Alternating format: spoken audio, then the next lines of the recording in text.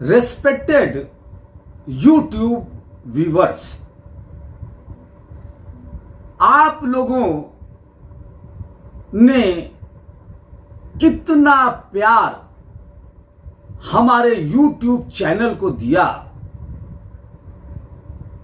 इसके लिए आप सब लोगों को बहुत बहुत शुक्रिया अदा कर रहा हूं। जब हम साइंस और टेक्नोलॉजी की बात करते हैं तो इस साइंस और टेक्नोलॉजी के एरा में उन मुस्लिम साइंटिस्ट का नाम बहुत ही कम लोगों को मालूम है।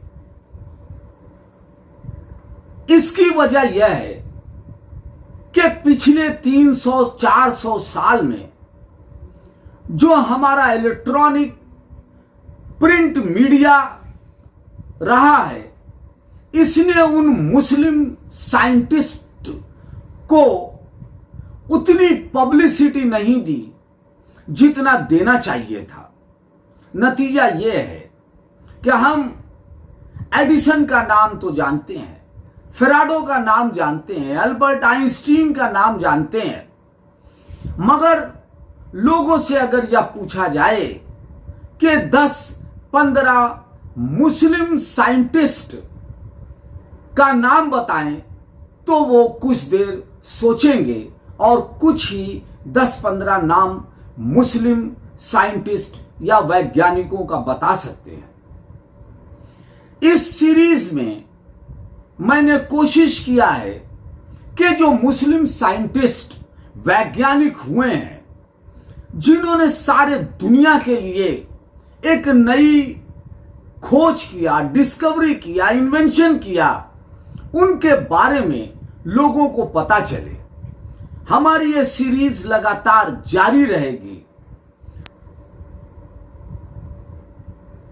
जिस वक्त यूरोप में बौद्धिक अंधकार था, ऐसे वक्त में अरबी साइंस तेजी से तरक्की कर रही थी। इस्लामी दुनिया में मैथमेटिक्स, नजूम, ज्योतिष, चिकित्सा, कीमिया वगैरह में खूब तरक्की हो रही थी। उस वक्त अरबी साइंटिस्ट दुनिया में अपना नाम रोशन कर रहे थे और अरबी जबान एक लीडिंग लैंग्वेज बन गई थी। क्रेमोना गेरोदो मैथमेटिशियन थे। क्रेमोना गेरोदो मैथमेटिशियंस थे।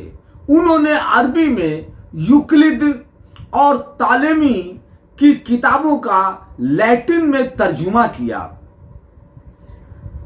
नामी मैथमेटिशियंस अल ख्वारिज़मी मध्य एशिया के ख्वारिज़्म शहर में पैदा हुए थे। खलीफा मामू उन्हें बगदाद ले आए थे। अल ख्वारिज़मी की बीज गणित पर, अल जबरा पर एक किताब भी उन्होंने लिखी। अल ख्वारिज़मी की अल जब्र व अल मुकाबिल किताब के अल जब्र लफ्ज से अल जबरा बना है और अल ख्वारिज़मी के नाम से अल गोरिया लफ्ज बना है। ये वो मैथमेटिशियंस थे जिन्होंने पूरे दुनिया में उस वक्त नाम पैदा किया जबकि मैथमेटिक्स में इस लेवल के साइंटिस्ट यूरोप में या कहीं अन्य जगह ढूंढना मुश्किल था या बहुत कम थे, नहीं के बराबर थे। कैमरे की कल्पना इब्नुल हैशम ने 11वीं शताब्दी में की थी। आज जो हम टेक्नोलॉजी कैमरे की देख रहे हैं, इसका जो इमेजिनेशन था वो उस वक्त इब्नुल हैशम ने 11वीं शताब्दी में किया। आई स्पेशलिस्ट नेत्र विशेषज्ञ इब्नुल नफीस कठिन से कठिन आंख का ऑपरेशन करते थे। वो आंख बनाने के, आंख की बीमारियों को दूर करने के एक्सपर्ट थे और उनका बड़ा नाम दुनिया में था। यूरोप की लाइब्रेरी में मुसलमानों द्वारा science, maths, geography, physics, philosophy, art वगैरह की लाखों किताबें रखी हैं। 8वीं शताब्दी से 14वीं शताब्दी तक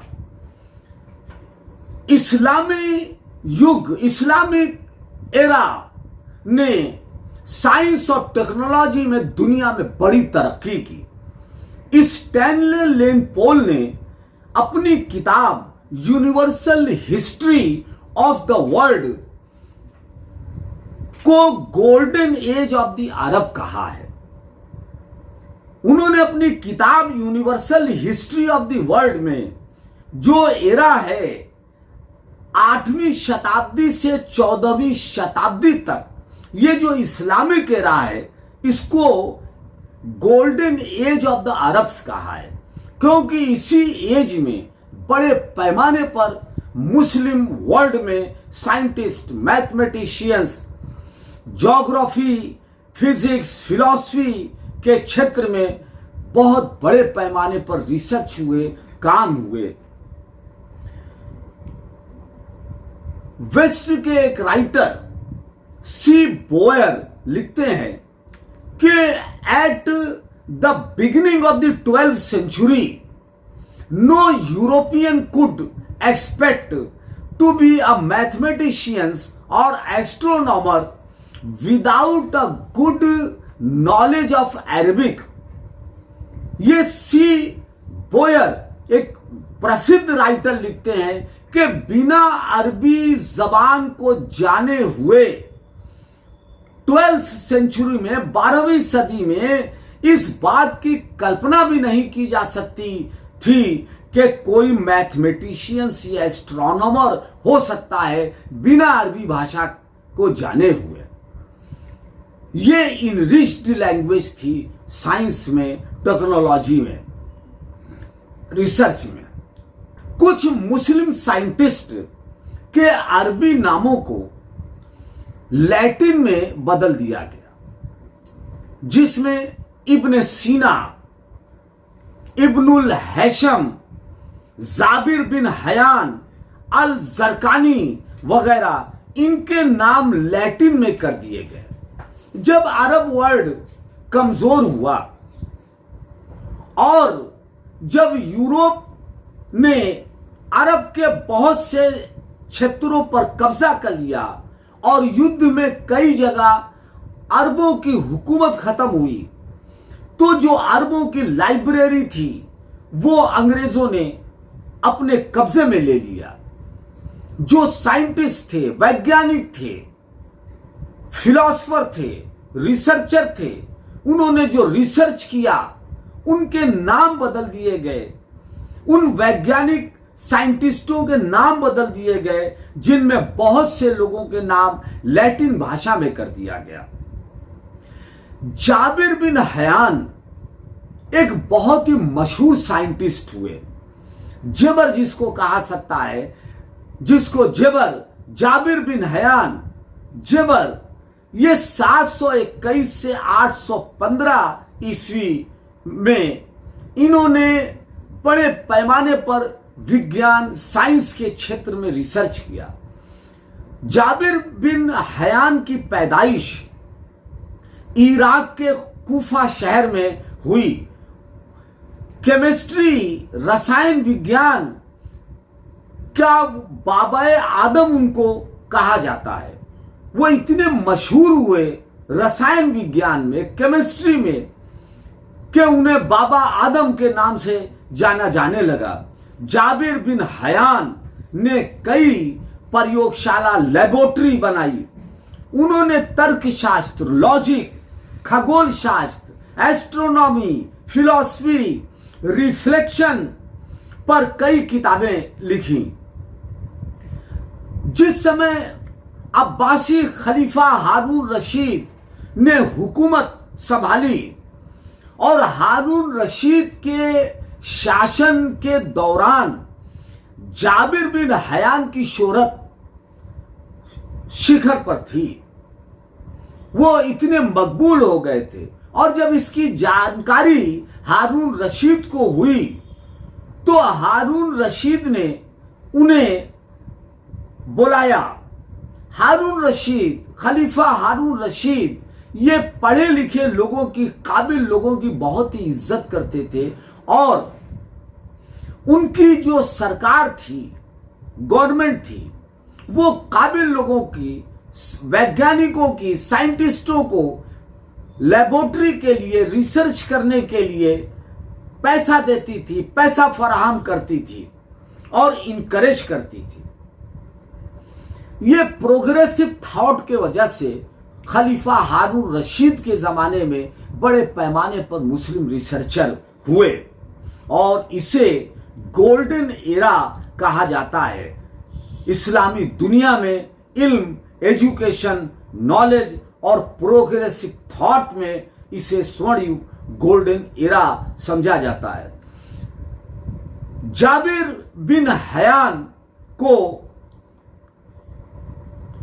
हारून रशीद ने बगदाद बुलाया और हारून रशीद से मिलने के बाद उन्हें जो भी प्रैक्टिकल करने के लिए, रिसर्च करने के लिए जो भी जरूरत थी, खलीफा हारून रशीद ने उनको मुहैया कराया। जाबिर बिन हयान कहते हैं कि रसायन विज्ञान में सबसे जरूरी है प्रैक्टिकल। तो जो भी केमिस्ट्री के स्टूडेंट हैं वो ये बात को जाने कि बिना प्रैक्टिकल के कोई भी रसायन विज्ञान में सफल साइंटिस्ट नहीं हो सकता और अगर वो प्रैक्टिकल नहीं करेगा तो वो गलती करेगा। धातुओं को गलाने, अर्क निकालने, दवाओं के सत बनाने और मेटल पदार्थ का स्वरूप बदलने के अनगिनत प्रयोग वह करते थे, रिसर्च करते थे। उन्होंने अल्केमी में, रस विद्या में नया रिसर्च किया जो आज भी डिस्टिलेशन और क्रिस्टलाइजेशन, रवा बनाने में इस्तेमाल किया जाता है। इस तरह जाबिर बिन हयान एक ऐसा रोशन साइंटिस्ट, ऐसा रोशन दिमाग, रिसर्चर अरब जगत में पैदा हुआ जिसने पूरी दुनिया को केमिस्ट्री के क्षेत्र में, रसायन के क्षेत्र में, रिसर्च के क्षेत्र में नई रोशनी दी और फिर आगे बढ़कर लोगों ने उसके रिसर्च को आगे बढ़ाया।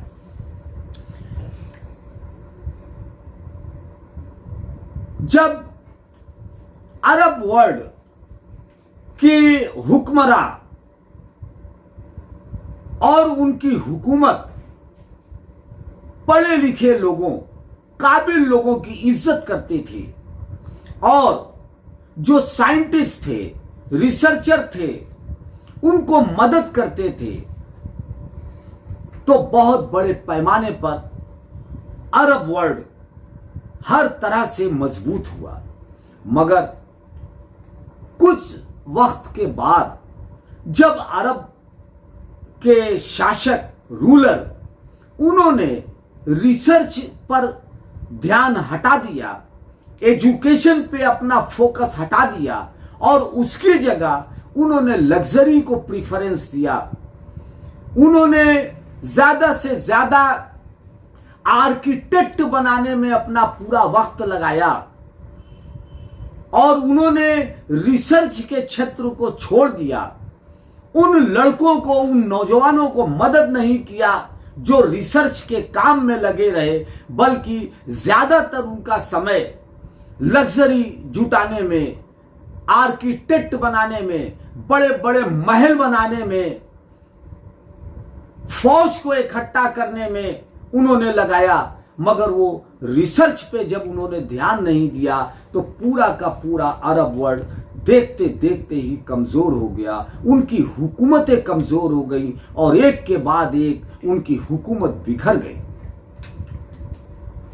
दुनिया में जिन भी लोगों ने, जिस भी कौम ने तालीम को, रिसर्च को, एजुकेशन को, नॉलेज को इज्जत नहीं दिया, सम्मान नहीं दिया, वो कौम, वो मुल्क गुलाम हो जाता है, वो गुलामी की जंजीर में बंध जाता है। इसलिए अगर मानव जाति को आगे बढ़ाना है, किसी भी मुल्क को तरक्की करना है और एक ऐसा वर्ल्ड ऑर्डर बनाना है जहां पे लोग एजुकेटेड हो, जिनकी सोच ब्रॉडर हो, बड़े पैमाने पर जो सोच सके, कॉस्मोपॉलिटन सोच जिसकी हो सके, ऐसी दुनिया अगर बनाना है तो हमको education, knowledge, science, technology, digitalization पे फोकस करना होगा।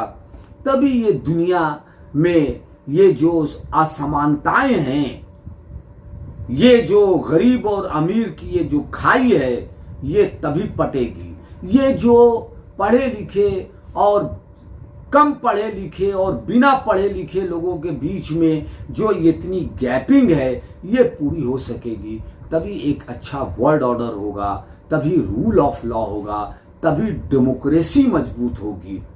Thank you very much.